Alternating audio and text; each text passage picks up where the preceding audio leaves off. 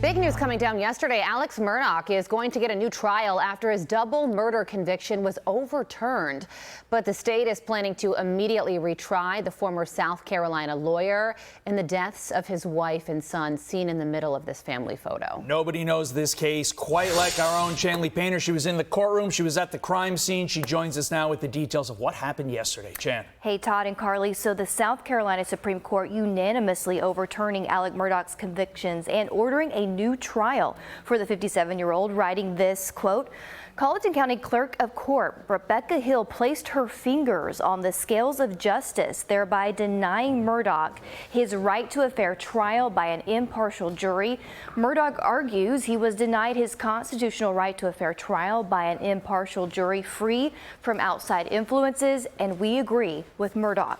The 5 justices said Becky Hill made inappropriate comments to the jury about Murdaugh's credibility, letting her desire for public attention overcome her duty to her oath of office because she wanted to sell more copies of the book she planned to write about the case. Here's how one juror described her comments to our Martha McCallum. She came in and she was, like I said, it's going to be epic. And then she went on to say how we were all going to be famous and this is, just the trial of the century. I was just kind of like, did she really just say that? Becky Hill later resigned and pleaded guilty to two misconduct-related charges connected to the case. This new ruling, though, means that Murdaugh will get a second chance to face a jury for the murders of his wife and son.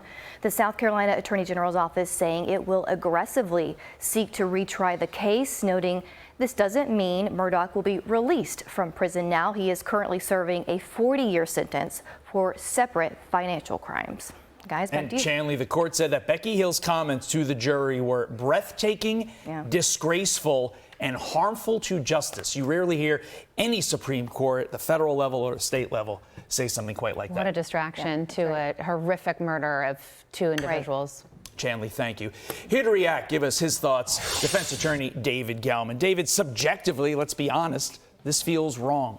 This doesn't feel right. But objectively, from the legal perspective, was there really any other outcome?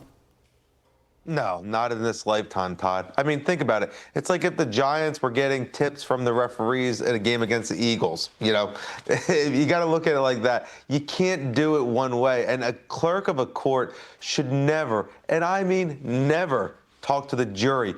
By doing that, by influencing a jury, it's an automatic mistrial. And I'm really surprised, frankly, that the trial judge, the first judge in this case, is the one who did not declare a mistrial when he heard about this. That's the outstanding matter to me. I think that's a really good point. But the question now becomes, what happens now, David? That's a great question. So the Attorney General said, look, they want to try this case and they want to try it quickly.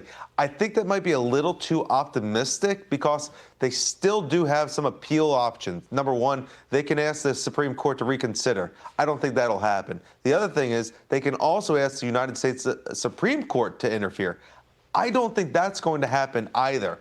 I think that this will go to a retrial unless they can get a plea deal from Murdaugh. But why would Murdaugh want to do that? You got to think about it. He's already spending about 40 years in prison on federal charges. So he really has nothing to lose. He's going to already spend the rest of his life in prison for the most part. So why go through the effort of another trial on the killings if this guy is going to be in jail for decades, potentially for the rest of his life? What's the public policy behind trying this case again?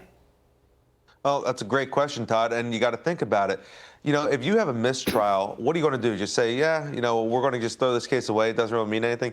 You have 2 innocent people who are killed allegedly from this individual. The case was very, very strong. I think there would have been a guilty plea if this clerk didn't, put her nose into the business of it, if you think about it. So I don't think they really have a choice. They have to go forward for public policy reasons, if nothing else. Look, you have 2 innocent people that were killed. You got to do it.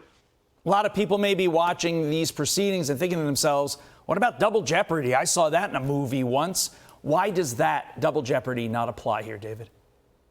Well, so double jeopardy would apply if he was charged with, this thing in another state or just another time thinking about it. But because it's a mistrial, mistrials do not apply to double jeopardy. And in fact, if you almost have to look at it like the state and the defense already know the playbook of each other. So they're really on different grounds or equal ground about it. There is not a double jeopardy question here at all.